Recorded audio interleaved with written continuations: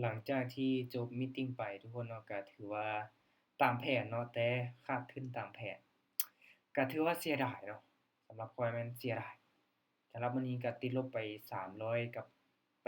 82.3เหรียญเนาะอันนี้คือในการติดลบเนาะและในรอบนั้นเนาะข้อยติดลบไป500เหรียญเนาะก็คือเทรดเก็บนี่ว่าสิเอา10 50เนาะที่จริงได้แล้วประมาณอ่า10ปลายเปอร์เซ็นต์เนาะแต่ว่า เวลายังหลายเนาะก็เลยเทรดไปต่อเนาะเห็นบ่อันนี้คือ สเตตเมนต์เนาะในการเข้าออร์เดอร์ไปเห็นบ่เนาะเทรดกราฟของ Solana มาวินเนาะแล้วก็พลาดแล้วก็วินพลาดแล้วก็วินเนาะก็มีกำไรมาเนาะแต่ว่าสิไปอีกจักไม้หนึ่งสองไม้เนาะเพื่อที่จะได้กำไรตามเป้าประมาณ20%เนาะก็คือ100เหรียญต้นทุน500เนาะแต่ว่าเฮ็ดบ่ได้เนาะเนื่องจากว่ากราฟSolana เนาะให้ทุกคนมาเบิ่งทรงนี้เนาะทรงที่ค่อยได้ผิดพลาดไปเนาะ ก็คือลังเลเนาะก็คือในกรณีออร์เดอร์นี้เนาะออร์เดอร์นี้ปึ๊บเนาะค่อยตามขายเนาะมันขึ้นเขียวปึ๊บหลังจากนั้นค่อยคิดว่าโอ้กราฟน่าจะบ่กลับตัวเป็นขาลงเนาะเฮ็ดให้ค่อยตามซื้อเนาะเห็นบ่ตามซื้อไป2ไม้เนาะปึ๊บแท่งนี้มันลงมาแดกเนาะแท่งนี้มันลงมาแดกและแท่งนี้บ่ได้เข้าอีกเนาะเห็นบ่ค่อยผ่านเนาะมาเข้าขายออร์เดอร์นี้แต่ว่ามันเป็นเขียวน้อยๆเนาะเฮ็ดให้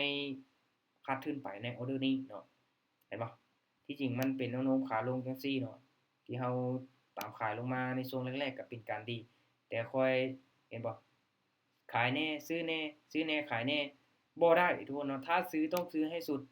เนาะถ้าขายต้องขายให้สุดเนาะเราลังเลแบบนี้บ่ได้เนาะมีโอกาสที่จะขาดทุนเนาะอันนี้ถือว่าเป็นบทเรียนให้เลยเนาะสำหรับทุกคนเนาะที่ได้เข้าร่วมมีตติงในรอบนั้นเนาะ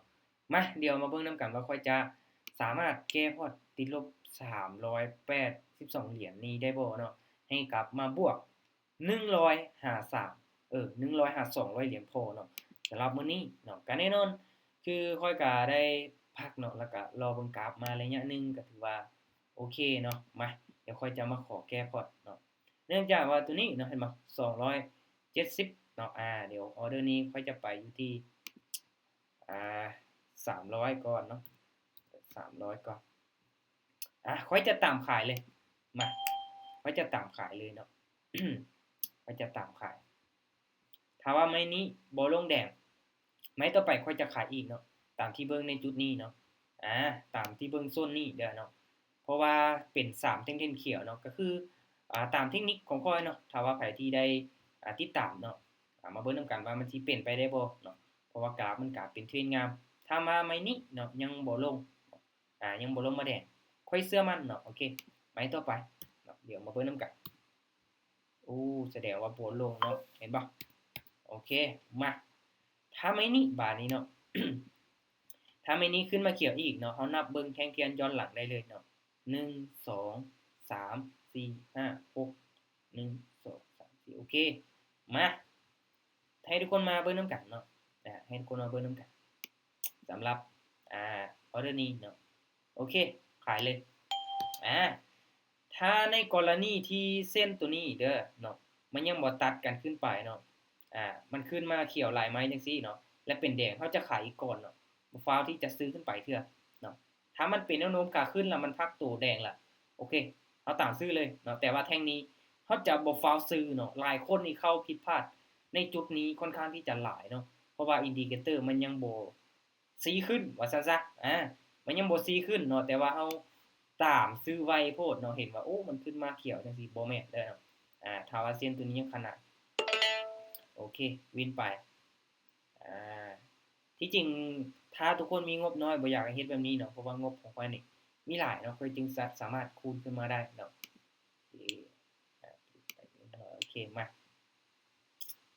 โอเคสำหรับอออเดอร์นี้คือกันมาน่าจะได้อีกอยู่โอเคขายเลยไม้นี้มั่นใจเนาะใส่เลย300คือเก่าถ้าไม้นี้บ่ลงแดงไม้ต่อไปมีโอกาสเนาะแต่ว่ามีโอกาสลงมาแดงกว่าเนาะสำหรับไม้นี้เพราะว่ามันเป็น2แท่งเทียนแดงแล้วก็สลับมาเขียวจังซี่เนาะอินดิเคเตอร์ยังบ่ซี้ขึ้นเนาะเน็ตวอลุ่มก็ซี้ขึ้นจังซี่เนาะไม้นี้ก็ค่อนข้างมั่นใจในการเข้าออเดอร์ไปเนาะมาเบิ่งนำกันแบบนี้นี่บ่อยากให้ทุกคนเฮ็ดตามเด้อทุกคนเด้อเนาะ ถ้าว่าทุกคนบ่มีงบหลายเนาะถ้ามีงบหลายเนี่ยสามารถไปได้เนาะแต่อันนี้ข้อยก็มีงบหลายได้น้อยหนึงโอเค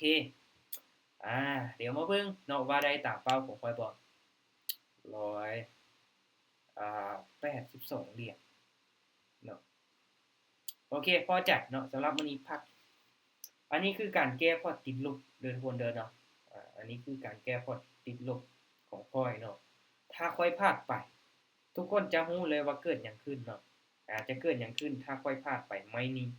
เนาะรู้เลยว่าจะเกิดหยังขึ้นเนาะข้อยจะติดลบเนาะข้อยจะขาดทุนเนาะเห็นบ่นี่แหละเป็นสิ่งสำคัญเนาะ โอเคทุกคนเนาะก็ถือว่าเอาเป็นบทเรียนให้กับทุกคนเนาะว่าในการเทรดเนาะบ่มีไผที่จะเทรดวินทุกรอบชนะทุกรอบเนาะได้กำไรทุกรอบทุกเทื่อบ่แม่นเนาะหรือว่าได้กำไรหลายทุกมื้อเนาะข้อยเองก็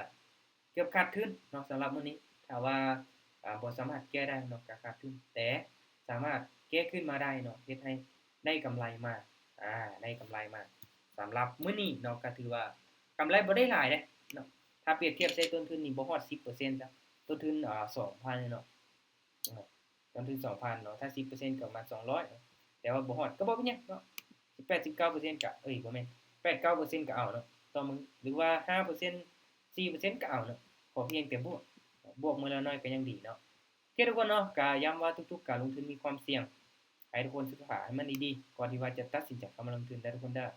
โอเคสำหรับคลิปนี้ขอบใจทุกคนที่รับชมเนาะบ๊ายบายเจอกันใหม่คลิปต่อไปทุกคน